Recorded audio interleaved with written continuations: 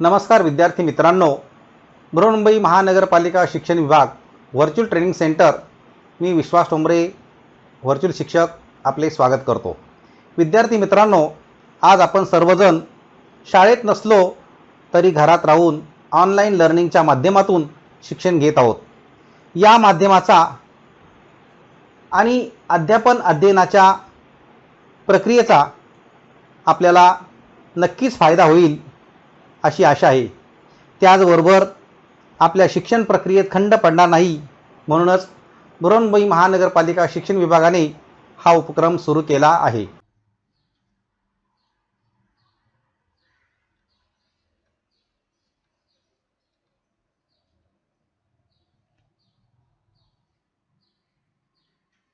इयत्ता 9वी विषय भूगोल।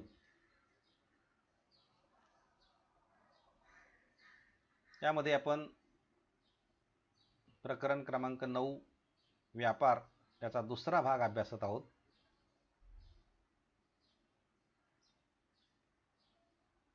आता दुसरा भाग अभ्यासत असताना आपण घाऊक व्यापार आणि किरकोळ व्यापार या संबंधी माहिती घेतली होती। आता घाऊक व्यापार म्हणजे काय, तर व्यापारी मोठ्या प्रमाणावर मालाची खरेदी करतात, उत्पादकाकडून ही खरेदी थेट केली जाते आणि खरेदी केलेल्या मालाची विक्री देखील मोठ्या प्रमाणावर किरकोळ व्यापाऱ्यांना केली जाते। त्यावेळेस होणारा व्यापार म्हणजेच घाऊक व्यापार। म्हणजे घाऊक व्यापार याचा अर्थ काय झाला की जो उत्पादक आहे त्या उत्पादकाकडूनच थेट खरेदी केली जाते आणि नंतर त्या मालाची विक्री किरकोळ पद्धतीने केली जात असते। आता मग किरकोळ व्यापार म्हणजे काय की म्हणजे घाऊक व्यापाऱ्याकडून माल घेऊन व्यापारी थेट उपभोक्त्याला विकतात, अशा व्यापारास किरकोळ व्यापार असं म्हणतात। म्हणजे इथे हा जो किरकोळ व्यापारी आहे तो घाऊक व्यापाऱ्याकडून माल विकत घेत असतो आणि तो जो थेट उपभोक्ता असतो त्याला तो माल विकत असतो, म्हणजे त्याला किरकोळ व्यापार असं म्हणतात। म्हणजे एकंदरीत घाऊक व्यापार आणि किरकोळ व्यापार हे एकमेकावर अवलंबून असतात। एक उत्पादकाकडून माल थेट घेत असतो, तो दुसरा घाऊक व्यापाऱ्याकडून माल घेत असतो असा आणि शेवटी तो माल उपभोक्त्यापर्यंत पोहोचत असतो। आता व्यापाराच्या संदर्भात आपण देशांतर्गत व्यापार आणि अंतर्गत व्यापार, म्हणजे देशांतर्गत व्यापार म्हणजे त्याला अंतर्गत व्यापार असं म्हटलेलं आहे। अंतर्गत व्यापाराच्या विकासावर देशाचा विकास अवलंबून असतो। शेवटी आर्थिक विकास जास्त असेल तर व्यापारही जास्त असतो, म्हणजेच हा जो संबंध असतो हा धनात्मक असतो। अंतर्गत व्यापाराचा फायदा असा होतो की त्यामुळे आर्थिक विकास होत असतो आणि व्यापार जेव्हा जास्त वाढलेला असतो तेव्हा त्या ठिकाणी मोठ्या प्रमाणामध्ये निर्मिती होत असते। म्हणजे हा धनात्मक भाग आलेला आहे अंतर्गत व्यापाराचा। म्हणून देशातल्या देशात होणारा जो व्यापार असतो त्याला अंतर्गत व्यापार असं म्हणतात। देशातल्या देशात होणाऱ्या व्यापाराला काय म्हणतात, अंतर्गत व्यापार। आता आणखी दुसरा एक आंतरराष्ट्रीय व्यापार। आता आंतरराष्ट्रीय व्यापार जे आहे या ठिकाणी वर्ल्ड ट्रेड ऑर्गनायझेशन ही एक संस्था आहे। आंतरराष्ट्रीय व्यापार म्हणजेच एका देशाचा इतर देशाशी होणारा वस्तू व सेवा यांचा विनिमय। काही देशामध्ये विशिष्ट वस्तूचे अतिरिक्त उत्पादन होते, ते मागणी असलेल्या देशांकडे पाठवले जाते, यातूनच आंतरराष्ट्रीय व्यापाराची सुरुवात होते। आंतरराष्ट्रीय व्यापार 2 पेक्षा अधिक देशांच्या दरम्यान हा होत असतो। तर अशी ही आंतरराष्ट्रीय व्यापाराची संकल्पना आहे की हा जो व्यापार आहे हा एका देशाचा दुसऱ्या देशांबरोबर व्यापार होत असतो। मग इथे वस्तू आणि सेवा ज्या असतात त्या एकमेकांच्या गरजेनुसार होत असतात। की काही देशामध्ये अतिरिक्त उत्पादन जेव्हा होत असतं तेव्हा ते अतिरिक्त उत्पादन दुसऱ्या देशामध्ये पाठवलं जातं आणि त्या लोकांची त्या ठिकाणच्या त्या देशाची गरज भागवली जाते।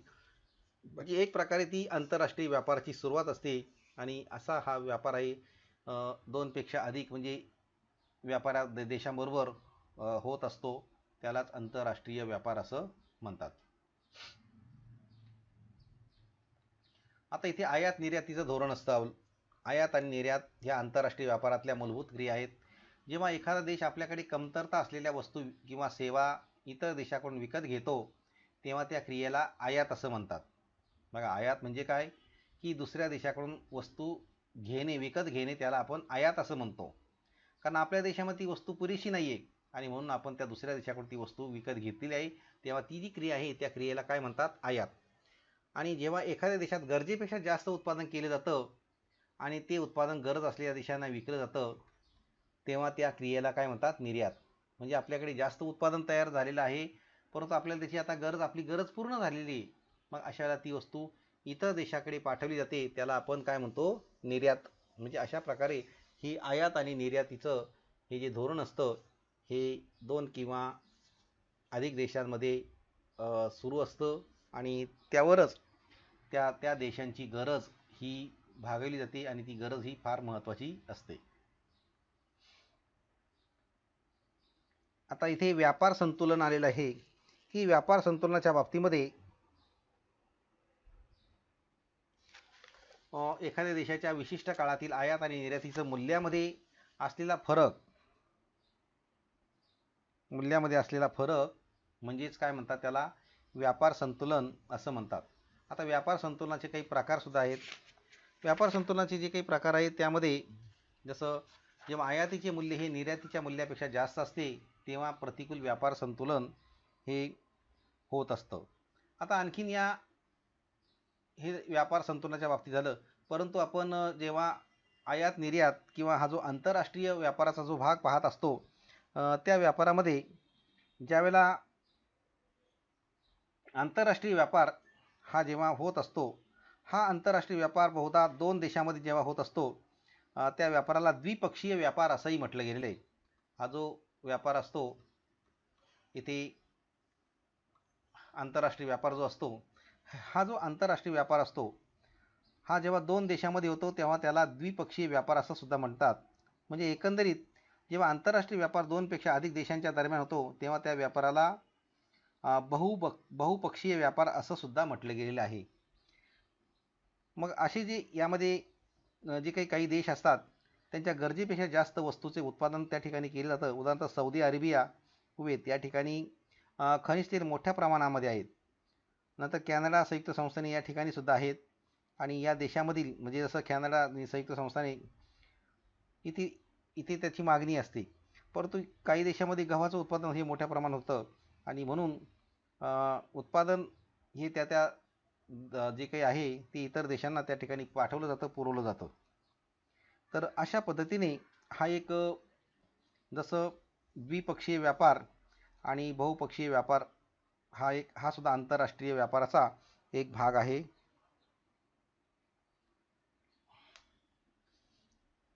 आता आयात निर्यातीच्या बाबतीमध्ये जो काही तुम्हाला भाग सांगितला की ही जी आयात निर्यात आहे, ही आयात निर्यात सुद्धा की आपल्याकडे जास्त असलेल्या वस्तू दुसऱ्या देशाला पाठवणे आणि दुसऱ्या देशातल्या जास्त असलेल्या वस्तू तो देश इतर देशांना पाठवत असतो. म्हणजे मागणी आणि पुरवठा हा शेवटी आयात निर्यातीचा एक भाग असतो. मग मागणी आणि पुरवठा हा आयात निर्यातीचा एक भाग आलेला असताना तर त्या ठिकाणी शेवटी व्यापाराचं संतुलन आलेलं असतं. म्हणजे आयात निर्यातीचं जे काही मूल्य असतं त्या मूल्याचा जो काही फरक असतो तो व्यापाराच्या त्याला व्यापार संतुलन असं म्हणतात. आणि हे व्यापारात संतुलनाचे जे काही प्रकार मगाशी सांगितलं होतं की आयातीचे मूल्य हे निर्यातीच्या मूल्यापेक्षा जास्त असतं, तेव्हा ते प्रतिकूल व्यापार संतुलन असं म्हटलं गेलेलं आहे. जसं इथे प्रतिकूल व्यापार संतुलनाचा एक भाग दाखवला गेलेला आहे की प्रतिकूल व्यापार संतुलनामध्ये जेव्हा आयातीचे मूल्य हे निर्यातीच्या मूल्यापेक्षा जास्त असते तेव्हा ते प्रतिकूल व्यापार संतुलन होत असते. तर अशा पद्धतीने हे प्रतिकूल व्यापार संतुलनाचा एक चित्र दाखवलं गेलेलं आहे. त्यानंतर दुसरं आहे अनुकूल व्यापार संतुलनाच्या बाबतीमध्ये. आता अनुकूल व्यापार संतुलन जे आहे, जेव्हा निर्यातीचं मूल्य हे आयातीच्या मूल्यापेक्षा जास्त असतं तेव्हा ते अनुकूल व्यापार संतुलन असतं.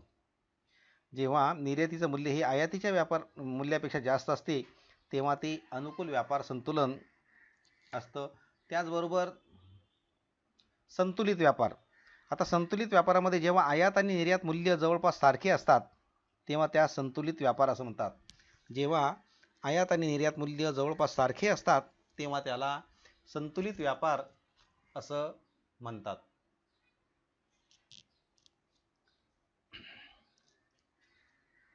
आता इथे आपल्यासमोर आंतरराष्ट्रीय स्तरातील हे ज्या व्यापाराच्या काही संघटना आहे त्यांची चित्र दाखवली गेलेली आहे. मग आता जगातील काही आर्थिक संघटना आहेत आणि त्यांचं त्या संघटनेचं नाव, सदस्य संख्या, मानचिन्ह आणि मुख्यालय कुठे आहे, उद्देश आणि कार्य याची आपण माहिती घेत आहोत. जसं आंतरराष्ट्रीय संघटनेचं नाव आहे जागतिक व्यापार संघटना, वर्ल्ड ट्रेड ऑर्गनायझेशन. ह्या वर्ल्ड ट्रेड ऑर्गनायझेशन ही जी संघटना आहे याचे 164 सदस्य आहेत. मुख्यालय जिनेवा, स्वित्झर्लंड या ठिकाणी आहे. आणि उद्देश आणि कार्य काय आहे?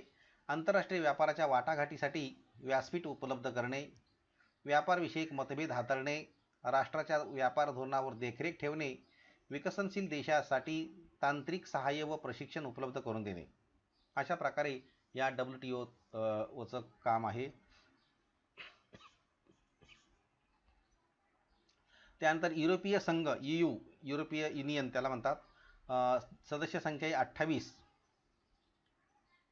मानचिन्ह म्हणजे इथे त्यांचं चिन्ह दिलेलं आहे. आणि मुख्यालय आहे ब्रुसेल्स, बेल्जियम. या संघाने युरोपमधील विविध सदस्य देशात एकत्रित बाजार प्रणाली विकसित केलेली आहे. त्याचबरोबर युरोपमध्ये वस्तू, सेवा व भांडवल यांचा मुक्त संचार होणे हे उद्दिष्ट आहे. समुदायातील सर्व देशांनी वस्तूंची देवाणघेवाण करताना सर्व वस्तूंची जकात रद्द केली आहे. सभासद देशाकरिता युरो चलन हे त्यांनी निश्चित केलेलं आहे. त्यानंतर आणखी काही संघटना आहेत. OPEC, organisation of petroleum exporting countries.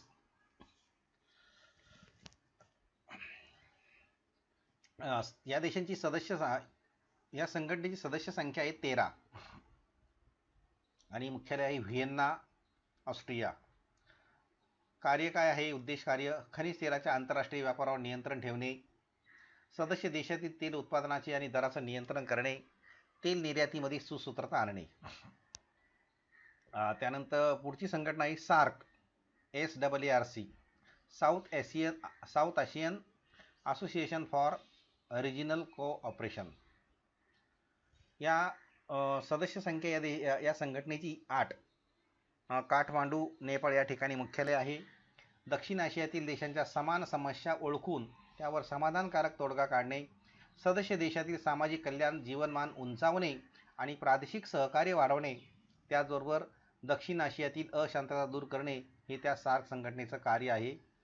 नंतर ASEAN, ASEAN, association of south east Asian nation, 10 आहे सदस्य संख्या.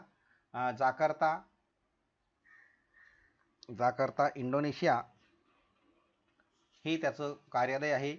आणि आग्नेय आशियाई देशात आर्थिक विकास तसेच सामाजिक व सांस्कृतिक सलोखा वाढवणे, प्रादेशिक शांततेला प्रोत्साहन देणे आणि सदस्य देशांना अधिक व्यापार वाढीसाठी कर सवलती देणे हे त्याचं कार्य आहे, उद्दिष्ट आहे. पुढची संघटना आहे आंतरराष्ट्रीय संघटना APEC, ASEAN Pacific economic cooperation. सदस्य संख्या आहे 21. मुख्यालय सिंगापूर. आशिया प्रशांत महासागर क्षेत्रात मुक्त व्यापार व आर्थिक सहकार्य करणे, सदस्य देशात प्रादेशिक व तांत्रिक सहकार्याला प्रोत्साहन देणे हे त्याचं कार्य आहे त्या संघटनेचं. आणि नंतर आहे पुढचे आहे BRICS, Brazil, Russia, India, China and south Africa म्हणजे ब्रिक्स, BRICS. यांची सदस्य संख्या आहे 5. कार्यालय आहे शांघाय या ठिकाणी, चीन.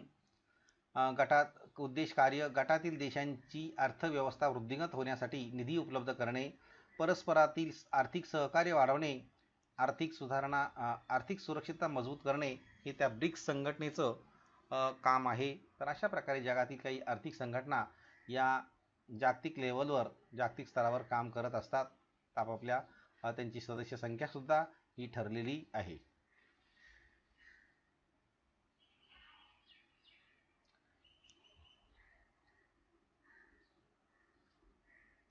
आता आणखी याच्यामध्ये एक भाग आहे तो असा की उत्पादकापासून ग्राहकापर्यंत वस्तू जाताना एक अदृश्य प्रवाह तयार होतो. या प्रवाहातील व्यावसायिक कार्यांना एकत्रितपणे विपणन असं म्हणतात. वस्तूची किंमत, विक्रय वृद्धी, जाहिराती आणि वितरण हे विपणनाचे एक मुख्य घटक आहेत. म्हणजे इथे विपणन हा एक भाग आलेला आहे. विपणन म्हणजे काय, तर त्या संदर्भामध्ये आपल्याला माहिती सांगत असताना विपणन म्हणजे याचा अर्थ असा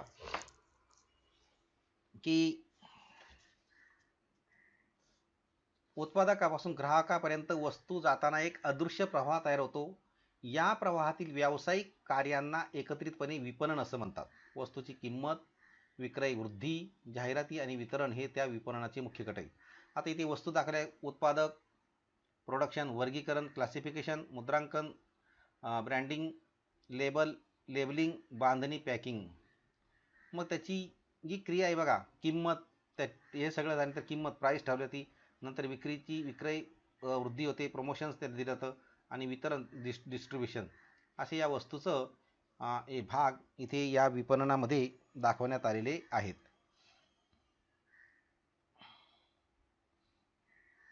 आता हा जो विपणनाचा भाग आहे, या विपणनामध्ये शिस्तबद्ध पद्धतीने व्यापारामध्ये वाढ करता येते. उत्पादन एकाच वेळी मोठ्या प्रमाणात वितरित करता येते. जास्तीत जास्त ग्राहकापर्यंत त्या ठिकाणी ते पोहोचवता येते आणि उत्पादनाचे विक्री मूल्य देखील वाढते. त्यानंतर सदोष उत्पादने बाजारपेठेतून परत काढून घेता येतात.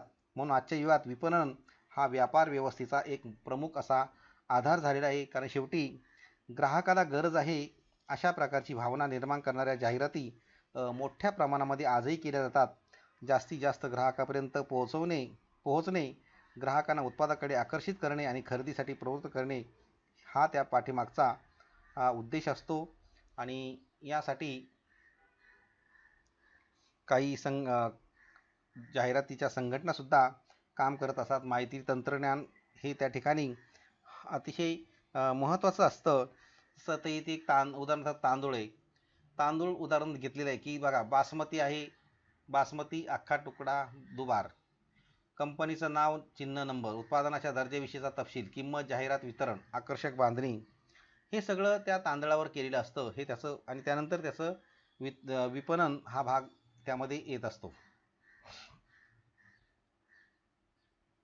याचाच अर्थ माहिती तंत्रज्ञानाचा आणि प्रसारमाध्यमाचा या विपणन व्यवस्थेवर मोठा असा प्रभाव पडलेला आहे, हे आपल्याला दिसून येईल. त्यानंतर याचाच आणखीन एक भाग म्हणजे जसं जग हे एक मोठी बाजारपेठ आता बनलेली आहे आणि आंतरजालाच्या माध्यमातून म्हणजे इंटरनेटच्या माध्यमातून जगाच्या विविध देशातील उत्पादनाची माहिती उपलब्ध होत आहे.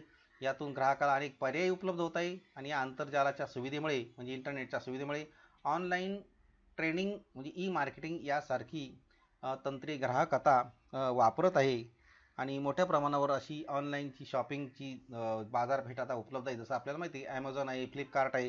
ह्या ऑनलाईन शॉपिंग आता ग्राहकाला या आधुनिक तंत्रज्ञानामुळेच उपलब्ध झालेले आहेत.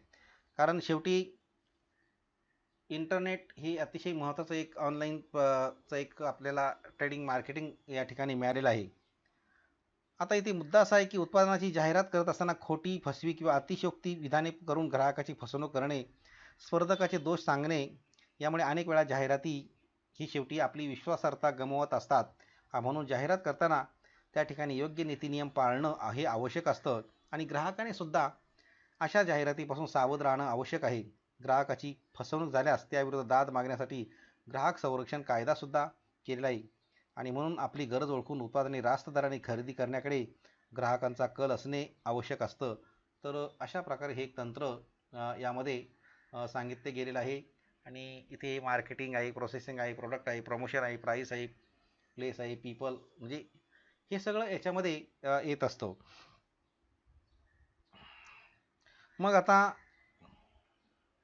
इथे तुम्हाला काही प्रश्न दिलेले आहेत. जसं टिपाल यामध्ये आहे व्यापार, घाऊक व्यापार, किरकोळ व्यापार, दृश्य आणि अदृश्य व्यापार, देशांतर्गत व्यापार आणि आंतरराष्ट्रीय व्यापार, अशा यावर आपण काही टिपासुद्धा लिहायच्या आहेत. आणखीन माहितीसाठी टिपा लिहिल्या आहे. विपणनाचे महत्त्व काय आहे हे सुद्धा लिहू शकता. त्याचबरोबर व्यापार संतुलन ही सुद्धा यावर सुद्धा आपण माहिती लिहू शकतो.